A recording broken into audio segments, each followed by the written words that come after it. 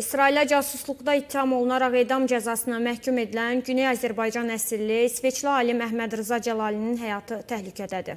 Bununla bağlı insan haqları təşkilatları məlumat yayıb. Alimin iyunun 22-sində Tehranda saxlanıldığı həbsxanadan naməlum yerə aparıldığı bildirilib. İsrailə casusluq ittihamına görə saxlanılan məhbusların edamına başlanıldığı üçün Cəlalinin də edam ediləcəyi barədə xəbərdarlıq edilib. Qeyd edək ki, əslən Güney Azərbaycanın Sarab mahalından olan İsveç vətəndaşı Əhməd Rza Cəlali 2016-cı ilin aprel ayında Tehran və Şiraz universitetlərinin dəvəti ilə elmi konferansa qatılmaq üçün İrana səfər etdikdən sonra həbs edilib. 2017-ci ilin sentyabr ayında Tehran İnqilab Məhkəməsi Azərbaycanlı alimi İsrailə casusluq ittihamına görə edama məhkum edib və qərar İran Ali Məhkəməsi tərəfindən də təsdiq olunub. Cəlali barəsində irəli sürülən casusluq ittihamını rədd edib və ondan saxta etiraf almaq üçün işgəncələrə məruz qaldığını bildirib.